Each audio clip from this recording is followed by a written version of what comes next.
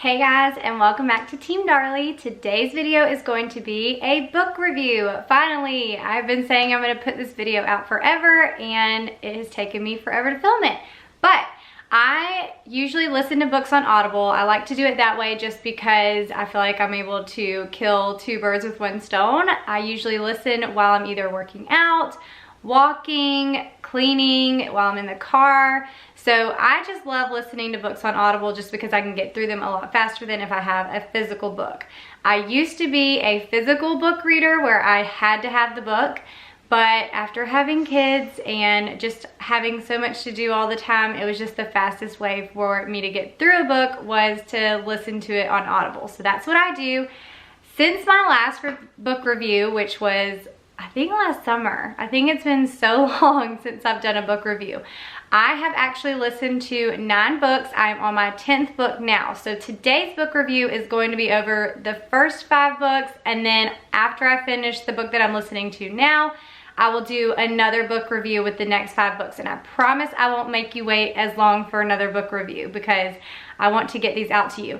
Now, another thing that I did with these books, so I've only done it with the books that I'm sharing today, is I forgot about Goodreads. Do you guys use Goodreads.com? I downloaded the app. I didn't realize that they even had an app, but I haven't gotten on Goodreads in forever. And so I realized, I was like, oh, this will be an easier way to keep all of my books in one place where you guys can go and you can actually look at my reviews if you don't want to rewatch the video to remember what all I said about it. I actually posted these reviews in Goodreads. So I have the first 5 books. I need to go back and do the other ones from the other book review that I did. I think I had like 6 books on that last book review, which if you haven't seen that one, I will link it down in the description box so you can go check that one out. And then after, or when I get ready to do my next book review here on YouTube, I'll add the next 5 books onto Goodreads. So I think you can add friends and do all of that on there, and it's also an easy way for you to find books that are recommended to you. I haven't messed around with it a whole lot, so you guys probably know a whole lot more about it than I do, but I just figured it would be an easier way to keep everything in one place, and then that way if you are a book lover like me or an audiobook lover like me, then you will be able to go there and just see all the books that I've read, and if we read a lot of the same type of books, you can have some recommendations or see what I think about these books. Now, what I'm gonna do for this book review is I'm gonna actually go through each book. I'm gonna read you the synopsis of the book, and then I'm gonna tell you what my review of that book is. Also, while you're watching, I wanna know if you guys are audiobook listeners, like do you listen to Audible or do you listen to a physical book? And also, I wanna know either your most favorite book that you've read recently, or you can even let us know what you're currently reading down in the comments. And I am currently reading The Guest List. So that's the book that I'm on right now. It was recommended to me by a friend over on Instagram. And so I decided, because she had read a whole bunch of books that I had read and loved as well, that I would listen to her recommendation, and that's what I'm currently listening to. All right, so I have all my notes here on my phone. I'm gonna go through and I'm gonna start with the first one. Now, just so you guys know, this book review, I felt like I was kind of in a slump with finding good books. I feel like I went through and these 5 were not all the best books, so I feel like I'm very negative, or I'm going to be very negative in this book review video, but this is just the 5 that I happen to listen to, and I don't know, I want to be honest with you guys. I know a lot of you have recommended some of these books to me and you really, really love them, so please don't get your feelings hurt if my feelings about a book are different than yours. We all have different tastes, and that's okay. I'm just giving my honest opinion, and just because I don't like something doesn't mean that you won't like it, and just because I love it doesn't mean that you'll like it. So, all right, I'm gonna go ahead and get started and stop rambling. So the first book that I listened to since my last book review is called The Woman in the Window. This is the book description. Anna Fox lives alone, a recluse, in her New York City home, unable to venture outside. She spends her days drinking wine, maybe too much, watching old movies, recalling happier times. and spying on her neighbors. Then the Russells move into the house across the way. A father, a mother, and their teenage son. The perfect family. But when Anna, gazing out of the window one night, sees something she shouldn't, her world begins to crumble and its shocking secrets are laid bare.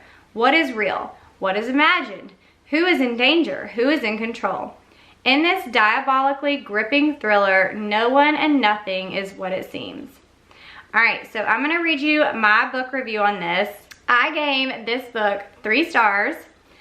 And my book review was, a lot of people said this book was a page turner. So that was one thing that I kept reading over and over again, is that this was a page turner. I couldn't put it down. But for me, at the beginning of the story, it was pretty good. But toward the middle, I was having a really hard time continuing to read it. I just kind of felt like it was redundant, and I kept hearing, like, it was a lot of things over and over and over again. It was kind of the same thing.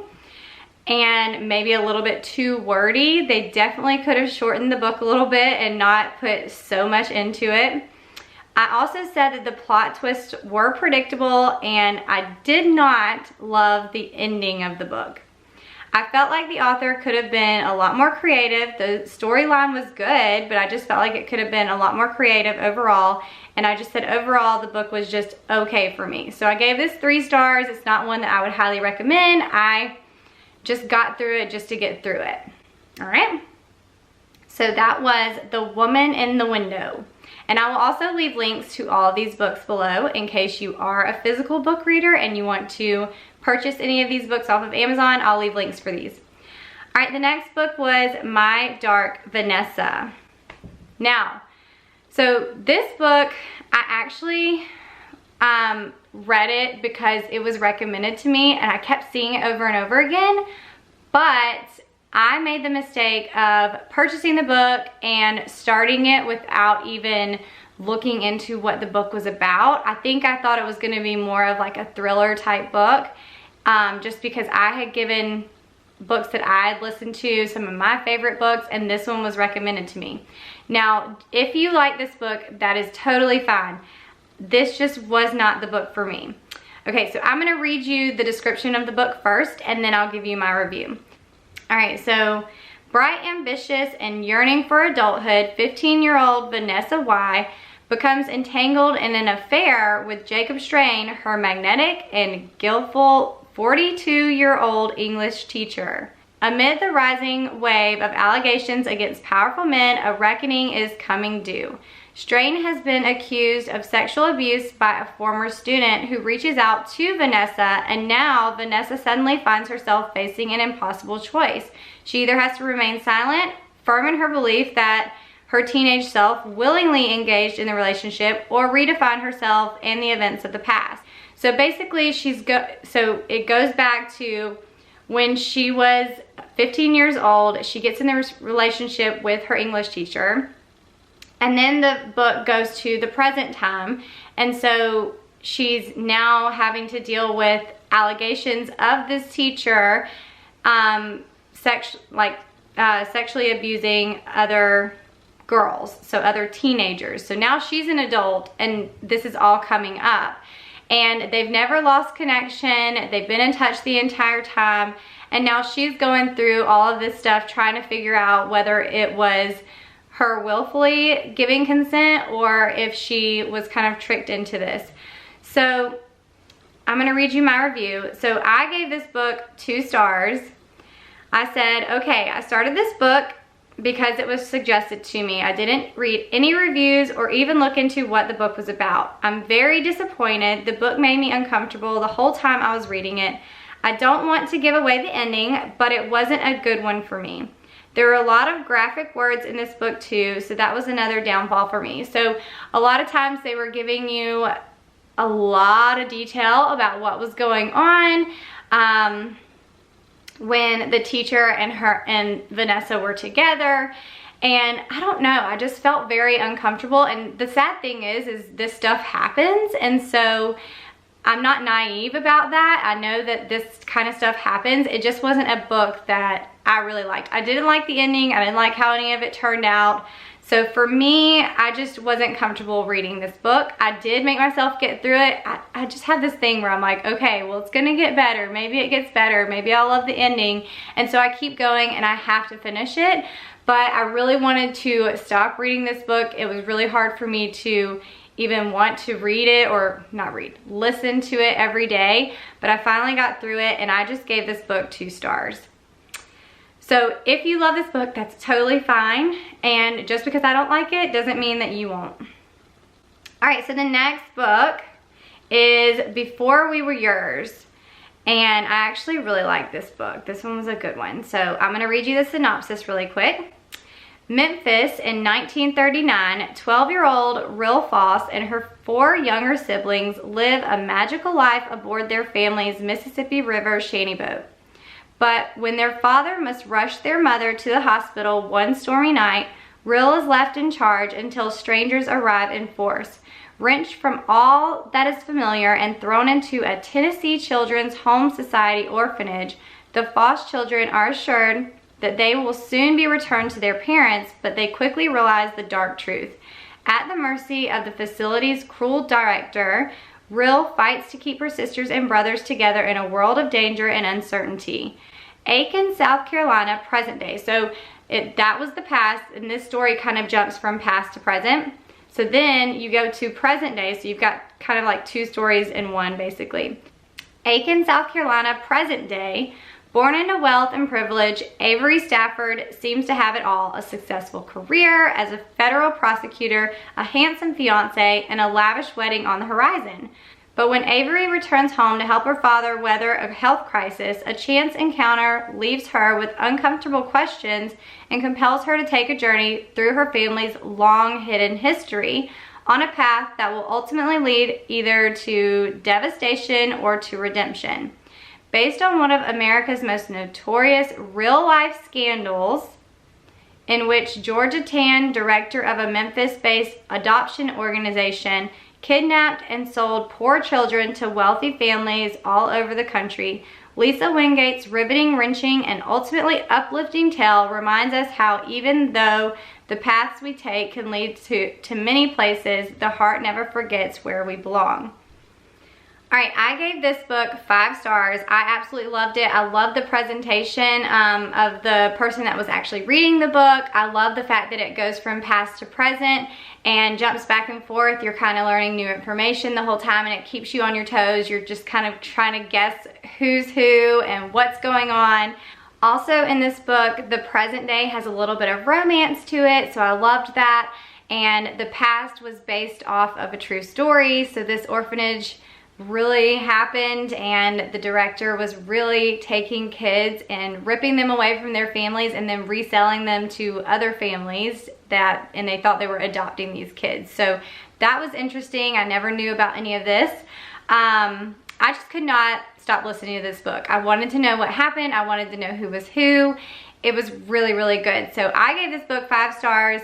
And I also said that if you read Where the Crawdads Sing, then I think you would really like this book. The storylines are not anything alike, but I do feel like they have some similarities. So if you like that book, I think you'll like this one too. So that was my review on Before We Were Yours.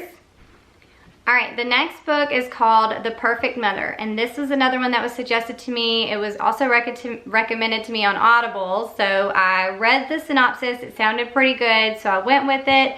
And basically what happens in this book is there are a group of moms that are called the May Mothers. All of them had their babies in May, and so they become friends, and they are grouped together through this little organization, and they're the May Mothers.